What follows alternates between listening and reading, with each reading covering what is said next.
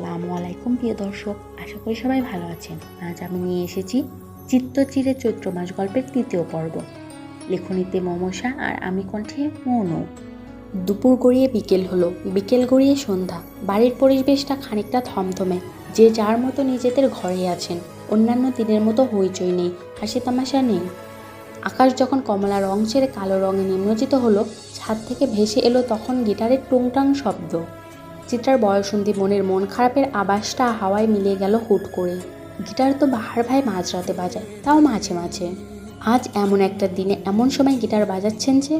পরক্ষণেই মনে পড়ল আজ বাবা বাড়িতে, আর বাবাকে বিরক্ত করা বাহার ভাইয়ের সবচেয়ে পছন্দের কাজ। আনমনেই দীর্ঘশ্বাস বেরিয়ে এলো। বাহার ভাই তাদের বাড়িতে এসেছে আজ 1 বছর হতে চলল। কেবলমাত্র দিহান আর ত্রিশানের শিক্ষক হিসেবে এই বাড়িতে খুঁটি গেড়েছেন সে। গত বছর যখন দিহান আর ত্রিশান ভাইয়ের উচ্চ মাধ্যমিক পরীক্ষার সামনে, তখন কুলকিনারা খুঁজে ভালো শিক্ষকের সন্ধান চলল।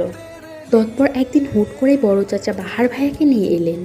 কঠোর গা ছাড়া ভাবের এই বাহার ভাইয়ের কড়া শাসন আর পরিশ্রমের দুজনেই দারুণ রেজাল্ট করলো। বাহার ভাই বর্তমানে ইংলিশে মাস্টার্স পড়ছেন পাবলিক ভার্সিটিতে। ছাত্র হিসেবে ভীষণ মেধাবী হয় সে, এই বাড়ির সকলের মন পেয়ে যায়। অবশ্য অনেকটা গা ছাড়া ভাব আছে বিধায় চিত্রা আর তার বাবা বাহারকে পছন্দ করেন না। চিত্রাদের পরিবারের সবচেয়ে বড় সন্তান হলো তুহিন। সে সবার বড়। বড় চাচার তখন সন্তান ছিল না, কিন্তু তুহিন ভাইজান হওয়ার পর বড় চাচার ঘর আলো করে চাঁদনি আপা এলো। তারপর ছোট চাচার ঘরে এলো ওহি আপা। তারপর ত্রিহান আর তিশান ভাই জমজ হলো বড় চাচির ঘরে। তৎপর চিত্রা এবং তারপর সবার ছোট আদরের চেরি। বর্তমানে ত্রিশান ভাই আর তিহান ভাইয়াকে পড়াশোনায় সাহায্য করার পাশাপাশি চেরি আর অয়নকেও পড়ান বাহার ভাই। এলাকায় মোটামুটি বাহার ভাইয়ের একটা পরিচিতি আছে, কারণ সে সবাইকে বেশ সাহায্য করেন।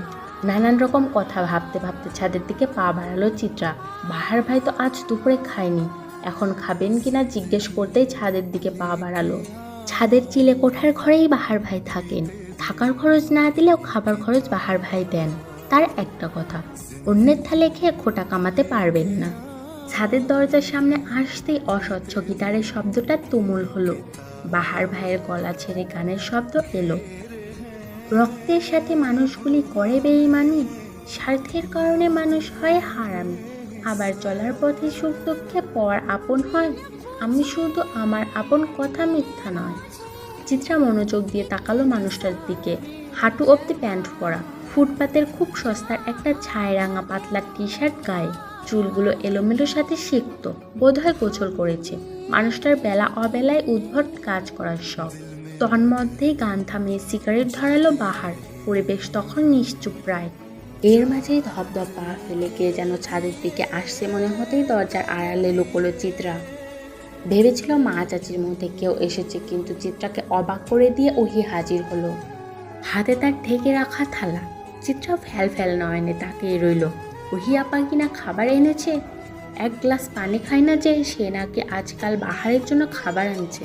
ওহি চুলগুলো দোলাতে দোলাতে ছাদে পা রাখতে হাঁপ ছেড়ে বাঁচল চিত্রা। তৎপর বাহারের মতন করে আনমনেই বলল, শুনো মেয়ে, বাহার ছুঁয়ে দিলে পরে অকালেই যাবে ঝরে, গলে যাবে যে গরব গলে না। চিত্রার গান থামতে ছাদ থেকে হাসির শব্দ ভেসে এলো। পরক্ষণে বাহারের কণ্ঠ ভেসে এলো, চিন্তা নেই মেয়ে, কারো একদিন হব, কারো 1 রাত হব, এর বেশি রুচি কারো হব না। চিত্রার চোখ অবাকে বড় বড় হয়ে গেল। তার গান কি তবে বাহার ভাই শুনে ফেললো? বাহারের হুট করে অদ্ভুত গানের কারণে হাঁ করে রইল ওহি। বিস্মিত কণ্ঠে বলল, আপনি কাকে মিন করে গানটা গাইলেন? বাহার আধারে রাখা সিঁড়ির দিকে একবার পলক ঝাপটা দিয়ে তাকালো। তৎপর কিছু হয়নি এমন ভাব করে আকাশের পানে তাকিয়ে রইল। ওহি জানে বাহার এত সহজে উত্তর দেওয়ার পাত্র নয়। তাকে প্রশ্ন করাটা নেহাতি বোকামি, আর ওহির মতো চালাক মেয়ের বোকামি করা সাজে না। গলা পরিষ্কার করে কথা ঘোরানোর প্রচেষ্টা চালিয়ে ওহি বলল, আপনার জন্য খাবার এনেছিলাম, সারাদিন তো না খাওয়া আপনি। ওহির কথা থামতে দিয়ে অথচ বাহারের পিছে ঘুরে তীক্ষ্ণ দৃষ্টি ফেলতে দেরি নেই। যেমন বিদ্যুতের বেগে পিছে তাকিয়েছে 1 সেকেন্ড ব্যয় না করে, বাহারের দৃষ্টি ওহিকে খানিকটা ভরকে দিল। মেয়েটা বোকা বোকা একটা হাসি দিয়ে আমতা আমতা করে বলল, আমি না, মেজমা পাঠিয়েছে।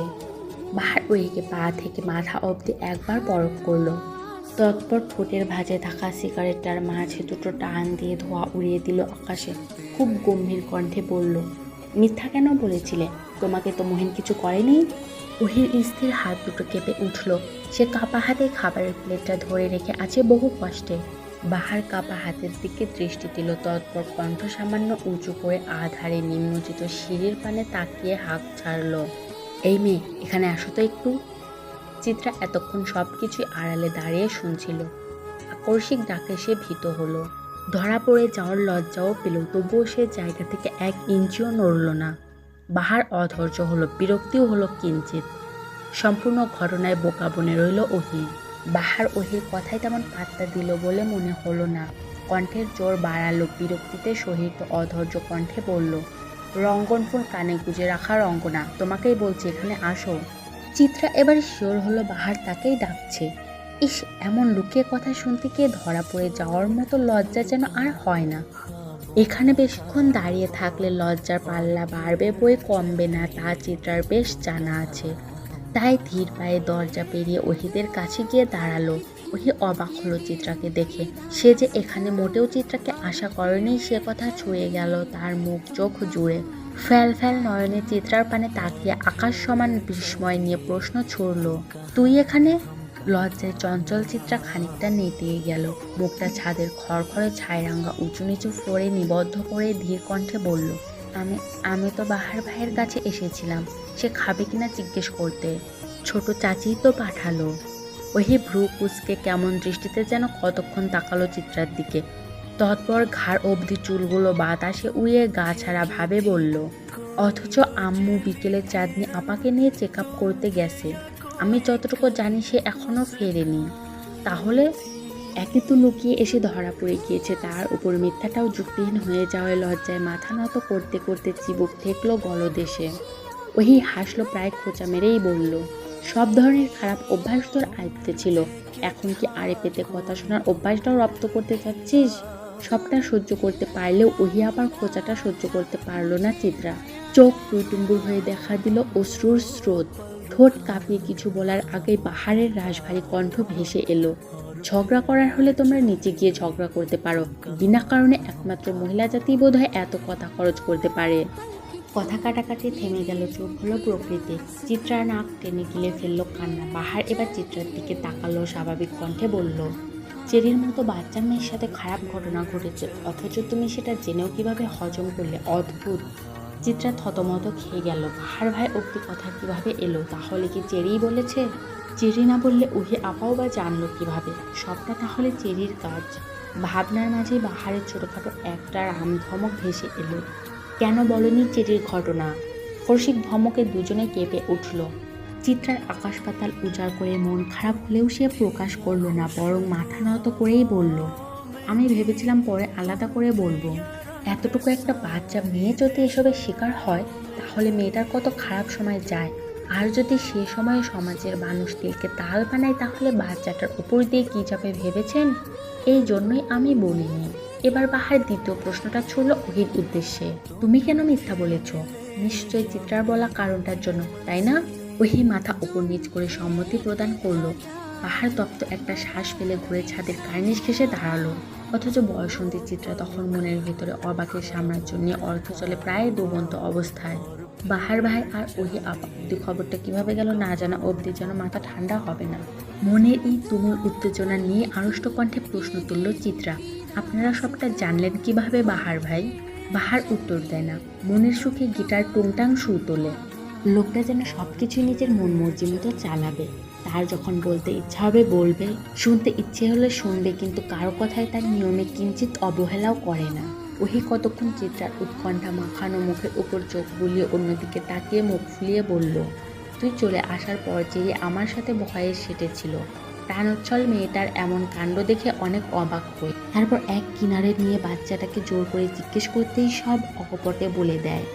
বাহার ভাই হয়তো শুনেছিলেন সবটা, তাই মেরেছেন, কিন্তু সবার সামনে চেরির কথা বললে সবাই হালকাভাবে নিত হয়তো, বা অন্যান্য দিক বিবেচনা করেই আমি নিজের ঘাড়ে নিয়েছি সবটা।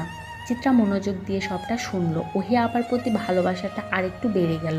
ওহি আপার সাথে তার গলায় গলায় ভাব ছিল না কখনোই, কারণ আপা বেশি গম্ভীর আর খুঁতখুঁতে স্বভাবের হয়। চিত্রার চঞ্চলতা তত পছন্দ করেন না। ওহি আপাকে আদর্শ নারীর খাতায় রাখা যাবে নির্দ্বিধায়। নারী সত্তার সকল গুণ তার মাঝে অবস্থিত। নীরবতার জল ভেঙে নিচ থেকে চিত্রার মায়ের গলার স্বর ভেসে এলো। সে চিত্রাকে বেশ ব্যতিব্যস্ত কণ্ঠে ডাকছে। চিত্রার অপেক্ষা করলো না, ধপাধপ পা ফেলে ছুটে গেল নিচে। ওহি গভীর কণ্ঠে সাবধানে বাণী দিল, আসতে যাবি, অন্ধকার এখানটায় পড়ে যাস না যেন। চিত্রার মুখের হাসি প্রশস্ত হলো। একটু আগে ওহি আবার খোঁজে দাও কথাটা যতটা ব্যথা দিয়েছে, এখন সাবধানে কথাটা ততটাই প্রশান্তি দিল। চিত্রা চলে যেতে ওহি তার হাতের খাবারের প্লেটটা বাহারের চিলের কোঠায় নিয়ে গিয়ে রাখলো নিঃশব্দে। আবার শব্দহীন পায়ে বাহারের পিছনে এসে দাঁড়ালো। বাহার ঘুরল না ওহির দিকে, আগের স্থানেই দাঁড়িয়ে থেকে ফিসলে কণ্ঠে বলল, কিছু বলবে? আপনি আগাগোড়া পুরাটাই নকল মানুষ, তাই না? অসময়ে ওহির এমন অদ্ভুত কথা শুনেও চমকালো না বাহার, এমনকি কোনো প্রতিক্রিয়াও দেখালো না। বেশ স্বাভাবিক কণ্ঠেই বলল, আচ্ছা নকল মানুষ, তার নকল হলেও বা কি? তোমার কোনো সমস্যা তো হচ্ছে না। আপনি জলজ্যান্ত নেশা বাহার ভাই।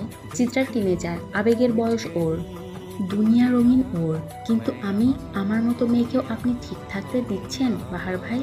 আপনি জলজ্যান্ত বিষ, যা চিত্রা না বুঝে গ্রহণ করেছে আর আমি বুঝে। ওহির শেষ দিকে কণ্ঠটা কেমন উত্তেজিত লাগলো। হয়তো এত গম্ভীর আলোচনা করতে গিয়ে উত্তেজনা ছড়িয়ে পড়েছে তার শরীরের সবটুকু রক্তকণিকায়। বাহারের ভাব এমন যে ওহির কথাগুলো নিতান্তই স্বাভাবিক, যেতে অবাক হওয়ার কিছু নেই। কথা থামিয়ে ওহি কতক্ষণ জিরিয়ে নিল। তৎপর বাহারের দিকে কতক্ষণ এক দৃষ্টিতে তাকিয়ে বিরস মুখে হাসি দিয়ে বলল, আমি জেনে শুনে বিষ করিয়াছি প্রাণ। এক সেকেন্ডও আর দাঁড়ালো না ওহি, ব্যস্ত ভঙ্গিতে ছাদ ছেড়ে দিল সে। তার মতো অত লাজুক ঠান্ডা মেয়ে এমন কথা বলতে পারে ভাবতেই লজ্জায় তার শরীর হিম হয়ে আসছে। বাহারের সামনে থাকলে আর মুখ দেখাতেই পারবে না, তাই লজ্জা লুকোতেই চলে যাওয়া। বাহারের দ্বিতীয় সিগারেটটাও শেষ হলো। আর মোড়া ভেঙে সে অলস ভঙ্গিতে দেহটা টেনে নিয়ে গেল নিজের ঘরটাতে। ঘরের কৃত্রিম আলো বন্ধ করে মাথার নিচে দুহাত গুজে শুয়ে পড়ল। থালার ভাত গ্লাস ভর্তি পানি স্থিরভাবে আগের জায়গাতেই পড়ে রইল। বাহার সেও দেখলো না, বরং গলা ছেড়ে গাইল, শত রাত জাগা হবে, থালায় ভাত জমা রবে, খাওয়া দাওয়া কিছু মজা হবে না।